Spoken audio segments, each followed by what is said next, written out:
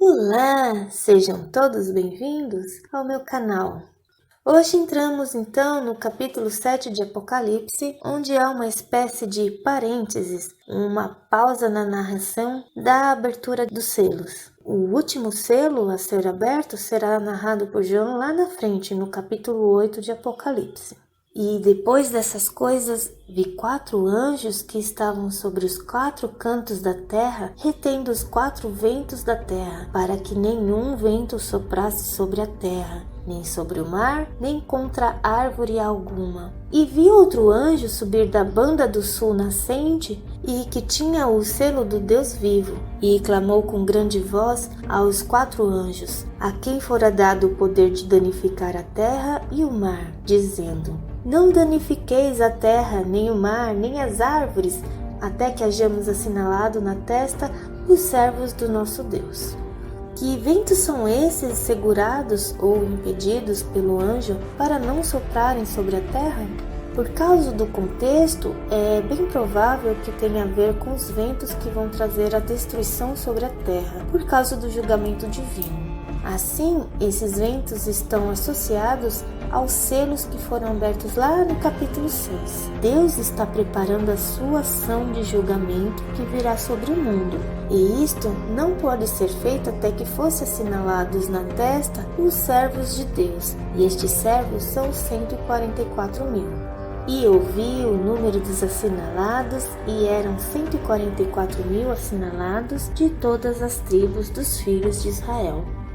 E o texto faz questão de enumerar direitinho, 12.000 de cada tribo. Mas, segundo alguns estudiosos, estes 144.000 são a igreja, a nova Israel de Deus. E também tem outros estudiosos que defendem que este grupo se trata da igreja e de Israel juntos. E muita gente já discutiu isso. É verdade que, através da história, teve gente até que falou com toda a convicção de que só 144.000 seriam salvos e iam viver com Cristo para sempre. Mas, se for assim, o céu é muito pequeno. Mas e você? Como você entende estes versículos? Escreva sua opinião, deixa aqui nos comentários. Será que os 144.000 refere-se a um número real ou um número simbólico? Pode ser que 144.000 seja um número mais simbólico, até que pelo perfil, que é 12 vezes 12 vezes 1000. Então, é pouco provável que esse número seja literal. Mas é importante destacar que antigamente, quando a população era muito menor, quando a gente falava 144.000, as pessoas imaginavam assim, um número muito enorme de pessoas, Quando lemos a lista das tribos de Israel, elas estão incompletas. Não parecem as tribos de Dan e Efraim. Quem aparece no lugar deles são as tribos de Levi e a tribo de José. É bem provável que Efraim esteja representado aqui pela tribo de seu pai, a tribo José. E a tribo de Levi? Lá no Antigo Testamento, ela foi a única que ficou sem território quando a terra foi dividida entre as 12 tribos de Israel. Tem um vídeo aqui no canal falando mais detalhadamente sobre isso. Então, agora aqui em Apocalipse, temos todas elas juntas, representadas, junto com Levi, mas seria 13. Então, uma delas tem que ficar de fora. E a que não aparece é a tribo de Dan. A possível razão da ausência dessa tribo foi o envolvimento sério que Dan teve com a idolatria lá no livro de Juízes, no capítulo 18. Mas tem estudiosos que acreditam que o anticristo virá dessa tribo Dan, por isso que ele não consta nessa lista. Mas e qual é a sua opinião? Escreve aí.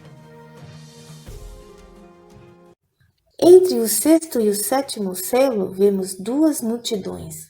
A primeira multidão está na terra e é composta pelos famosos 144.000 que receberam o selo de Deus. Já a segunda multidão está no céu, vestido de branco e com palmas nas mãos. Estes são os que morreram por amor de Cristo.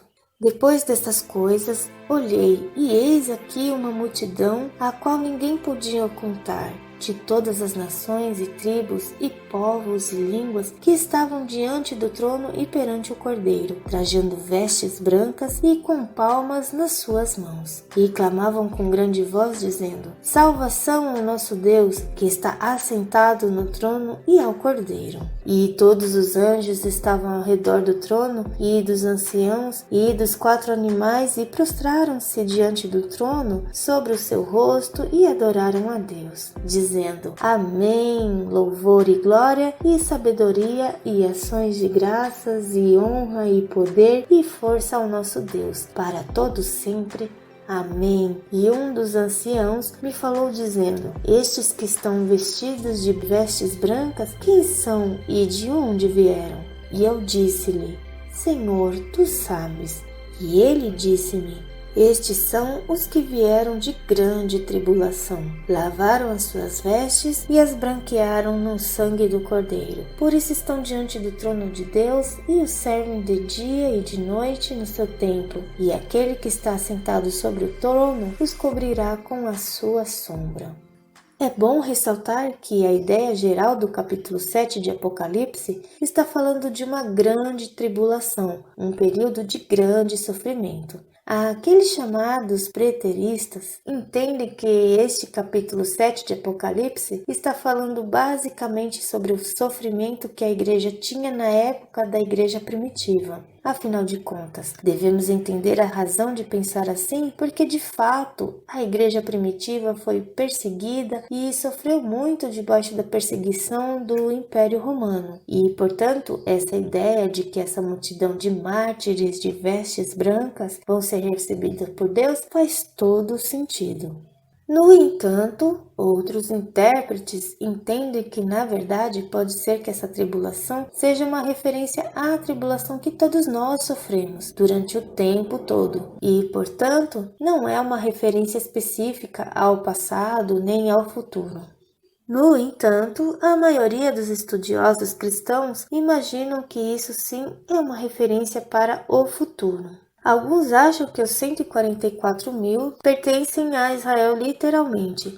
Isso significaria que no momento da grande tribulação, quando Israel reconhecer o Messias Jesus, será perseguido. E então a referência aos selados aqui, os 144 mil, seriam os judeus que acabariam sendo perseguidos e atingidos de maneira drástica no momento da grande tribulação.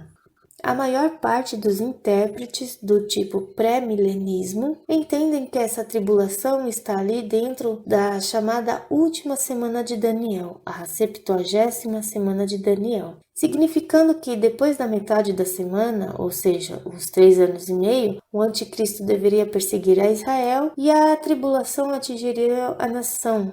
Mas e quanto à multidão de vestes brancas? Ela é uma referência aos gentios que, durante a grande tribulação, vão se converter e vão sofrer uma grande perseguição porque se manifestam firmes ao lado de Jesus Cristo.